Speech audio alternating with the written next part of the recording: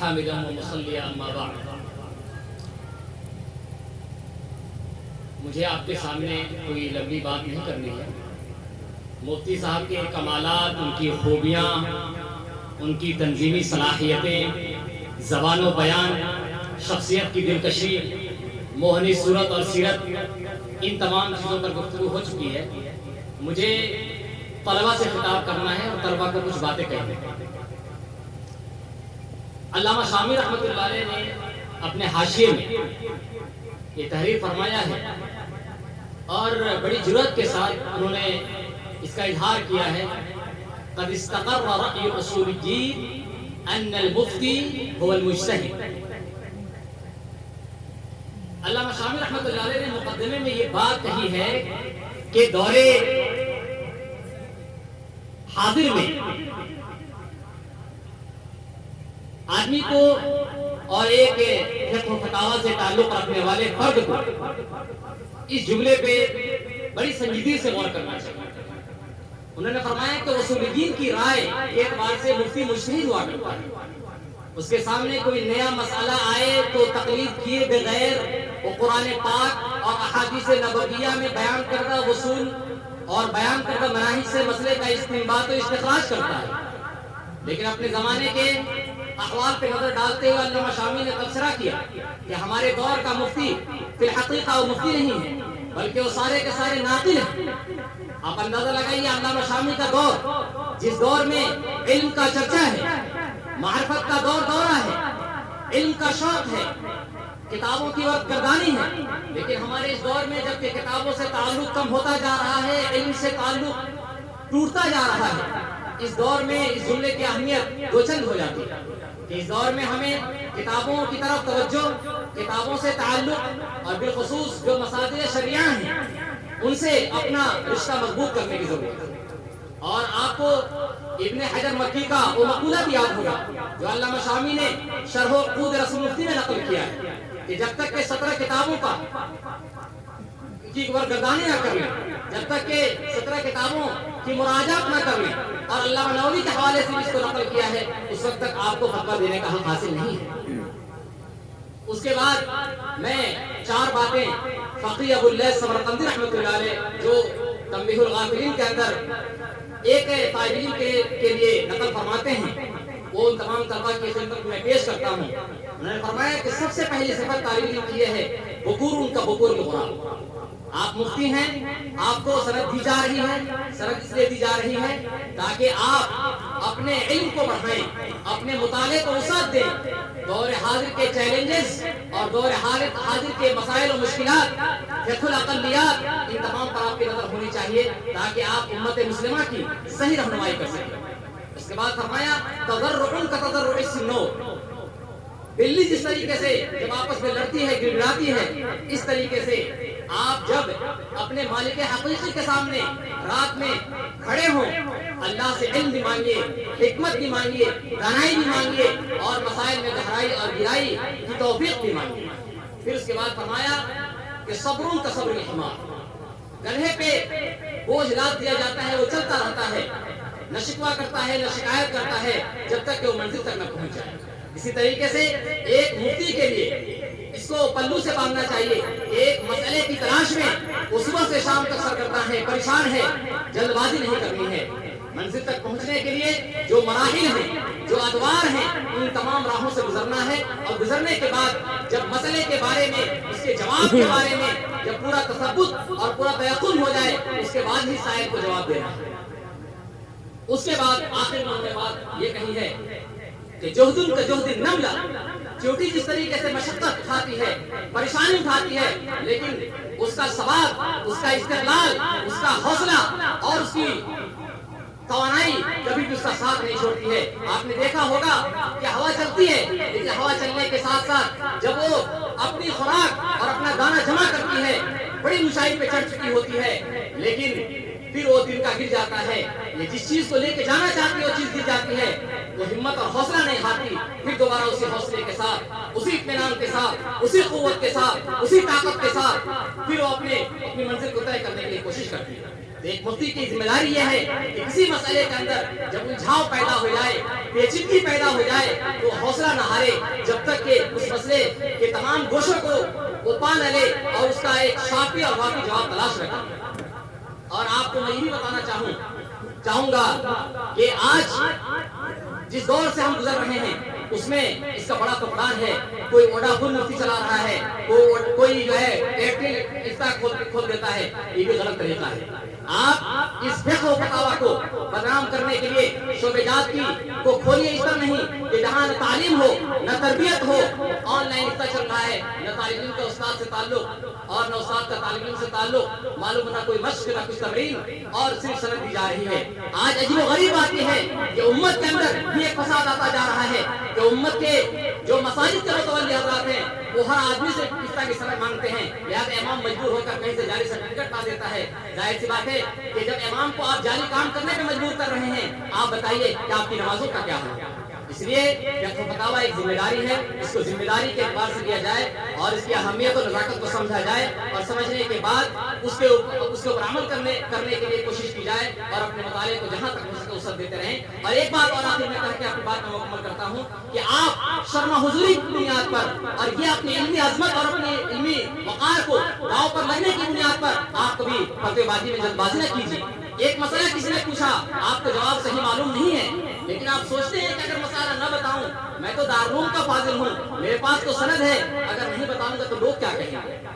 وہ میرے علم کے اوپر سوالیہ نشان قائم کر دیں گے، میری علمی عظمت کو وہ لوگ تسلیم نہیں کریں گے۔ اس بنیاد پر اگر آپ نے غلط جواب دے دیا، یاد رکھیے وہ دور ختم ہو گیا جس دور کو آپ سوچ رہے تھے کہ آپ جواب بتا کر نکل جائیں گے۔ نہیں، ایک آدمی رسیوں سے مسائل پوچھتا ہے اور پھر اس کے بعد وہ اپنے مطلب کی بات تلاش کرنا چاہتا ہے، جب تک مطلب کی بات نہیں ملتی وہ در در پھرتا رہتا ہے اور پھر جو اس کو کرنا ہوتا ہے وہی کرتا ہے۔ اس لیے آپ جواب دینے میں ہمیشہ احتیاط سے کام لیں، کبھی ایسا جواب نہ دیں کہ بعد میں آپ کو پھر رجوع کرنا پڑے، اور اگر کہیں غلطی ہو بھی جائے اس طریقے سے تو آپ اس ابن سلام رحمہ اللہ جو شام کے بڑے عالم تھے ان کا منہج سامنے رکھیے گا کہ اگر غلطی ہو جائے تو آپ گلی گلی میں جہاں جہاں آپ کا یہ فتویٰ گیا ہے، جن لوگوں نے آپ کی بات سنی ہے ان کو جا کر دوبارہ پیغام پہنچائیے۔ اور خود حضرت تھانوی رحمۃ اللہ علیہ نے جو ان کا رسالہ تھا تبلیغ، اس رسالے میں جہاں بھی حضرت تھانوی رحمۃ اللہ علیہ سے کوئی چوک ہو جاتی تھی دوبارہ اس کو وہ پھر جب مراجعات آیا کرتے تھے تو ہر ایک تک پہنچانے کی کوشش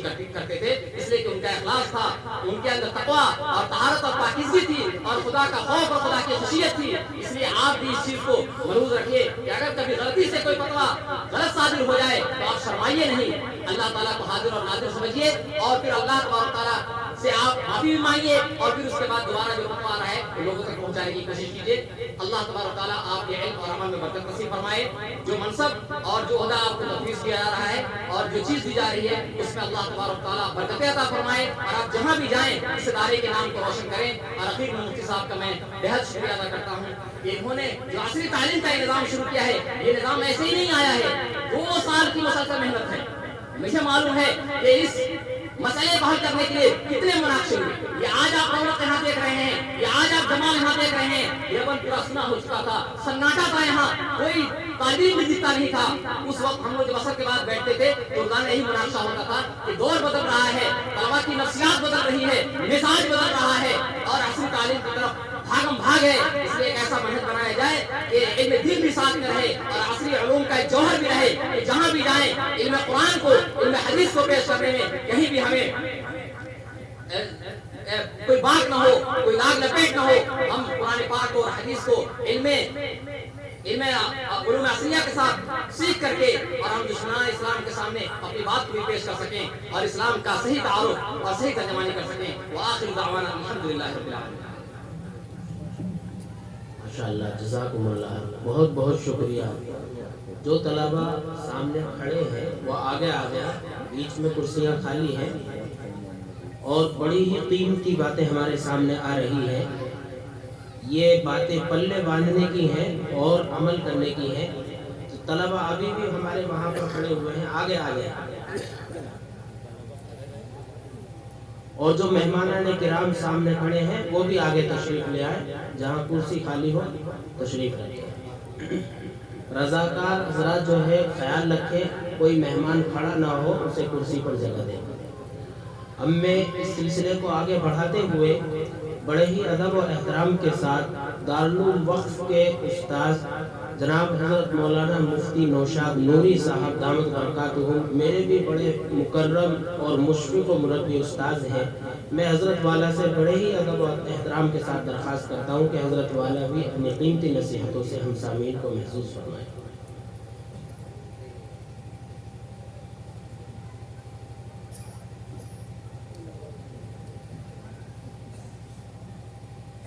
الحمد لله رب العالمين والصلاة والسلام على سيدنا ونبينا محمد خاتم النبيين وعلى آله وأصحابه أجمعين۔ حضرات علماء کرام اور مہمانان اعظام اور عزیز طلبہ،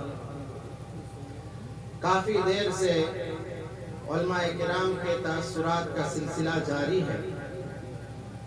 جامعۃ العلوم کا آج سالانہ اور اختتامی پروگرام ہے۔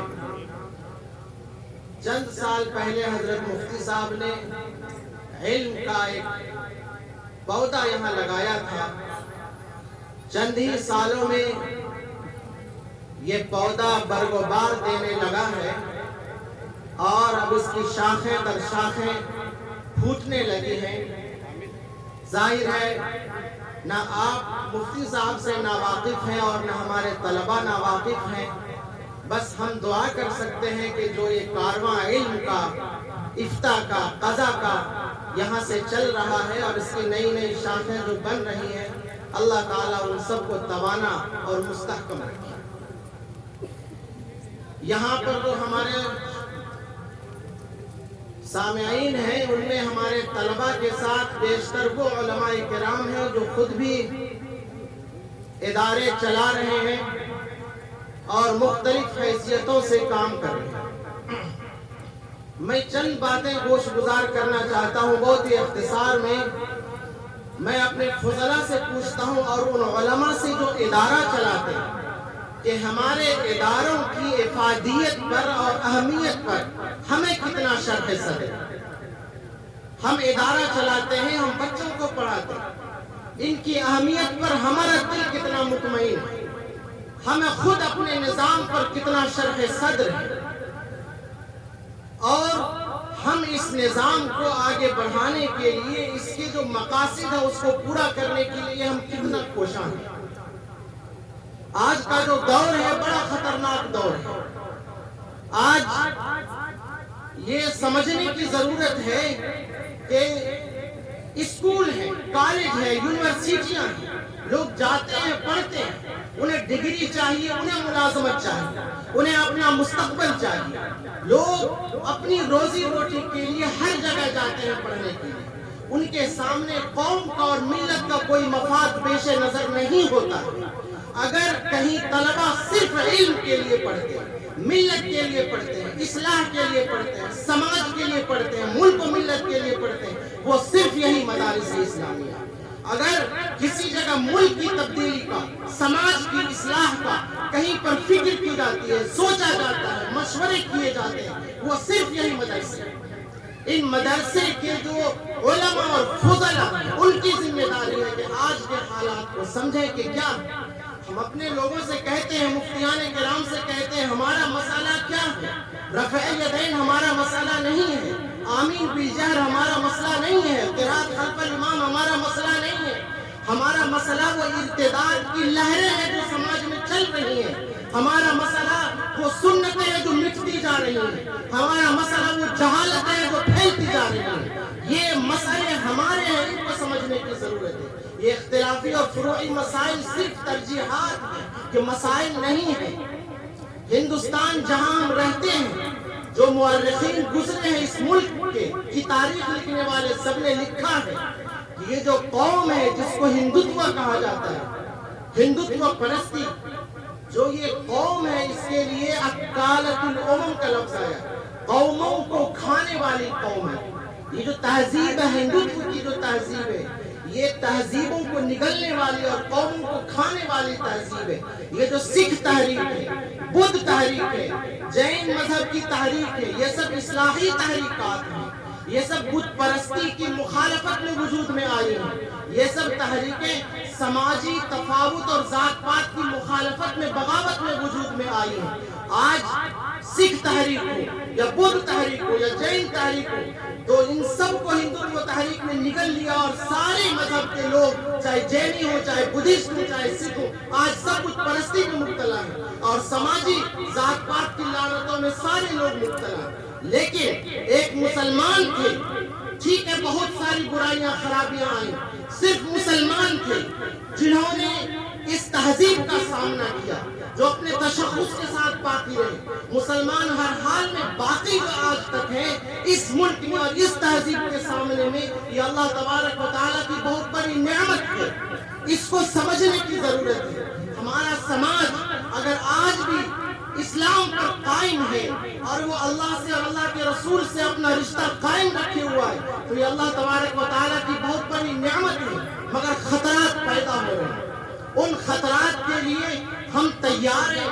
ان خطرات کے لیے ان ماحول کو بدلنے کے لیے ہماری کوشش کیا ہونی چاہیے. اسی لیے اپنے طلبہ سے بھی اور علماء سے بھی ہم درخواست کرتے ہیں کہ دین کے جو بڑے مسائل ہیں وہ ہماری تقریر کا موضوع بننے چاہیے. ایمان موضوع بننا چاہیے, فرائض موضوع بننے چاہیے, سنتیں ہمارا موضوع بننا چاہیے. اختلافات سے گریز کیجیے اور بڑے مسائل پر توجہ دیجیے. اس کے ساتھ آپ ملک میں جو فسطائی طاقتیں ہیں, ملک میں جو سماجی عدم برابری کا مسئلہ چل رہا ہے, آپ یہ نہ سمجھیں کہ محبت اور یکجہتی کوئی سیاسی پارٹی قائم کر دے گی. آپ یہ نہ سمجھیں کہ سماج کو متحد کرنے کا کام کوئی یونیورسٹی کر دے گی, کوئی کالج کر دے گا. ایسا نہیں ہے. آپ اس کام کو کر سکتے ہیں. جو لوگ مذہب کے نام پر سماج کو تقسیم کر رہے تھے, مذہب کے نام پر جو لوگ ملک کو توڑ رہے تھے, آج ان کی سازشیں ناکام ہو رہی ہیں. آج ان کی چال بازیاں لوگوں کے سامنے آ چکی ہیں. آج بہترین وقت ہے کہ فسطائی طاقتوں کے خلاف ہمارے فضلہ کھڑے ہوں, وہ وحدت کا, اتحاد کا, یکجہتی کا پیغام لے کر کے آگے آئے, سماج میں آئے. وہ ہندو بھائیوں سے بھی ملے, وہ مسلمانوں سے بھی ملے اور ایک اتحاد کی خوشبو سے پورے ملک کو مہکا دے. یہ بہترین وقت ہے کہ گولڈن چانس ہے. ہم رہتے ہیں جس بستی میں, وہاں ہمارے غیر مسلم بھائی رہتے ہیں, ہمارا ان سے کوئی رشتہ نہیں رہتا. گاؤں میں غیر مسلم ہے, کبھی ہم نہیں ملتے, کبھی ان سے نہیں پوچھتے, کبھی ان کی فکر نہیں کرتے. ہمارے طلبہ ہماری ذمہ داری ہے. کیا ہمیں یاد نہیں ہے وما ارسلناک الا رحمۃ للعالمین؟ کیا ہم نہیں جانتے ان رسول اللہ الیکم جمیعا؟ ہمارے پیغمبر رحمت للعالمین تھے. اس رحمت کے پیغام کو لے کر کے سماج میں جانے کی ضرورت ہے. اتحاد اور یکجہتی کا پیغام دینے کی ضرورت ہے. ہماری تعلیم جیسے وحدت الوہیت ہے کہ خدا ایک ہے, اسی طرح وحدت انسانیت کا ہمارا تصور ہے کہ سارے انسان ایک ہیں, کوئی اس میں اونچ نیچ نہیں ہے. صرف تقوی اور دینداری کے معیار پر تقریر کی جائے گی. اس پیغام کو لے کر آپ جائیے, آپ سماج میں جائیے, لوگوں کو متحد کیجیے, غیر مسلموں کے پاس جائیے, مسلمانوں کے پاس جائیے, بڑے مسائل کو سامنے لائیے. اختلافات انتشار کی کہ درد سے آج پوری ملت کرا رہی ہے. آپ کا کردار کیا ہونا چاہیے اس کو سوچئے, تلاشیے اور اس کی فکر مندی کیجیے, منصوبے بنائیے اور اس کو نافذ کرنے کے لیے آپ میدان عمل میں آئیے. یہی میرا ایک چھوٹا سا پیغام ہے اس ادارے کے لیے, ادارے کے اساتذہ کے لیے, ادارے کے طلبہ کے لیے اور بہترین مستقبل کے لیے. دعا گو ہوں اللہ تعالیٰ ہم سب کو اپنی مرضیات پر چلائے اور ہمارے ملی تقاضے کو سمجھنے کی توفیق مرحمت فرمائے. وآخر دعوانا الحمدللہ رب العالمین.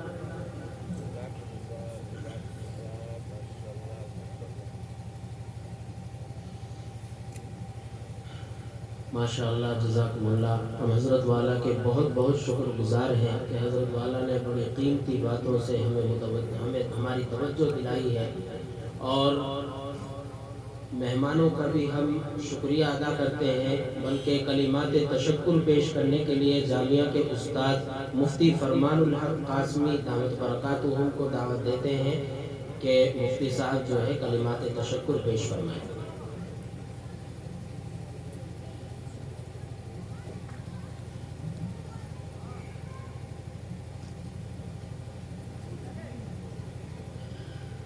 الحمد لله رب العالمين حمد الشاكرين والصلاة والسلام على خير البرية محمد وآله الطيبين الطاهرين أما بعد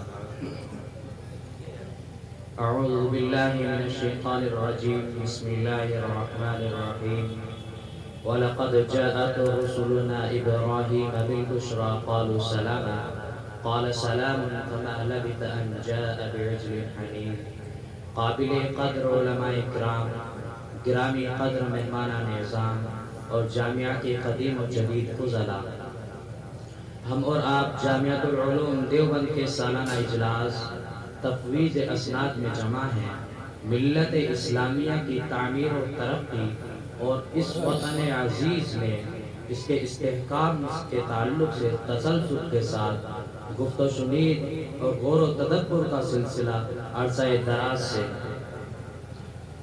دراز سے جاری ہے، لیکن پرسکون انداز پر پائے استقلال بہرحال میسر نہیں، جس کا ایک اہم سبب تعلیمی ہم آہنگی کا فقدان ہے۔ ملت کی ایک بڑی تعداد ناخواندہ ہے اور جو خواندگی کی شرح کے ذیل میں ہے ان میں دینی علوم سے وابستہ حضرات مروجہ عصری تعلیم سے ناآشنا ہیں، اور جو عصری علوم کے شناور ہیں وہ دینی علوم سے نابلد ہیں۔ اس خلیج کو دور کرنا وقت کی اہم آواز ہے۔ دینی و عصری دونوں طرح کی تعلیم سے آشنائی ضروری ہے۔ اسی طرح اسلامی قوانین کی ترجمانی ہے کہ فقہ اسلامی سے واقفیت رکھنے والے دینی احکام کی وضاحت کرتے ہیں تو اس میں نزاکت غیر معمولی ہے۔ دینی مسائل کے بیان کرنے یا منازعات کے تذکیے میں غلطی ملت کے لیے بڑے خسارے کا سبب بن سکتی ہے، جس سے حفاظت حمیت ایمانی کا تقاضا ہے۔ قانون اسلامی کے ماہرین مفتی و قاضی تیار کرنا اور دینی و عصری علوم ایک ساتھ پڑھانا، یہی جامعۃ العلوم دیوبند کا اہم مقصد ہے۔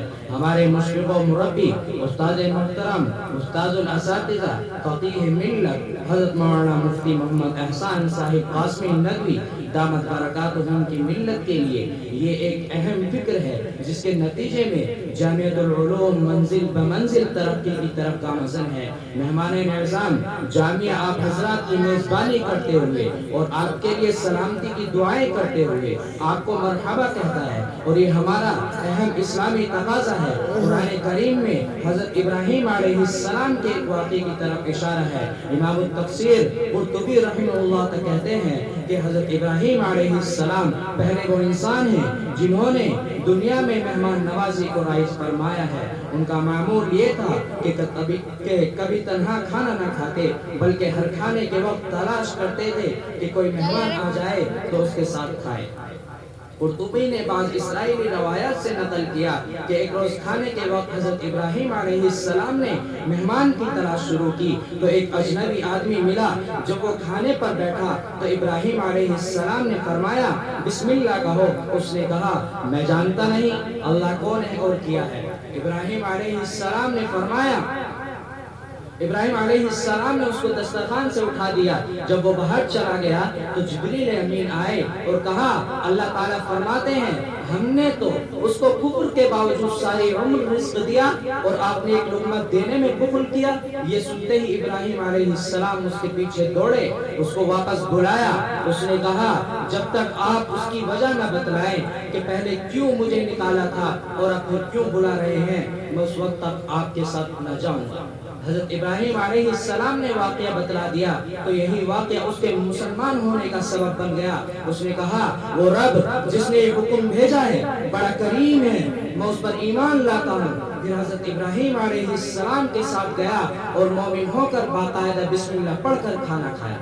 حضرت ابراہیم علیہ السلام نے اپنی عادت مہمان نوازی کے مطابق بشکل انسان آنے والے فرشتوں کو انسان اور مہمان سمجھ کر مہمان نوازی شروع کی اور فوراً ہی ایک تلا ہوا بچڑا سامنے لا کر رکھ دیا۔ مہمان کا استقبال آداب اسلام اور مکارم اخلاق میں سے ہے۔ انبیاء و صلحاء کی عادت ہے کہ اس میں علماء کا اختلاف ہے کہ مہمان نوازی کرنا واجب ہے یا نہیں۔ جمہور علماء اس پر ہے کہ واجب نہیں، سنت اور مستحسن ہے۔ قابل قدر سامعین، خاتم النبیین جناب محمد رسول اللہ صلی اللہ علیہ وسلم پر قرآن کریم کے نزول کی ابتدا میں آپ علیہ السلام نے حضرت خدیجہ رضی اللہ عنہ سے فرمایا لقد خشیت علی نفسی، کہ مجھے تو اپنی جان کا ڈر ہے۔ اس پر حضرت خدیجہ رضی اللہ عنہ نے فرمایا کہ آپ کو اللہ تعالیٰ ناکام و نامراد کہ آپ کو اللہ تعالیٰ ناکام و نامراد نہیں فرمائیں گے، آپ تو صلح رحمی کرتے ہیں، ناتوانوں کا بوجھ اپنے اوپر لیتے ہیں، محتاجوں کے لیے کماتے ہیں، مہمانوں کی میزبانی کرتے ہیں۔ معلوم ہوا کہ مہمان نوازی رسول اکرم صلی اللہ علیہ وسلم کی سنت ہے، مہمان نواز کو اللہ تعالیٰ کبھی رسوا نہیں کرتے۔ ہم خدام جامعہ آپ کے استقبال اور آپ کی مہمان نوازی کو دینی فریضہ سمجھتے ہوئے آپ کے شکر گزار ہیں اور امید کرتے ہیں کہ جامعۃ العلوم دیوبند کو آپ کا تعاون ہمیشہ ملتا رہے گا۔ والسلام، فرمان قاسمی، خادم جامعۃ العلوم دیوبند۔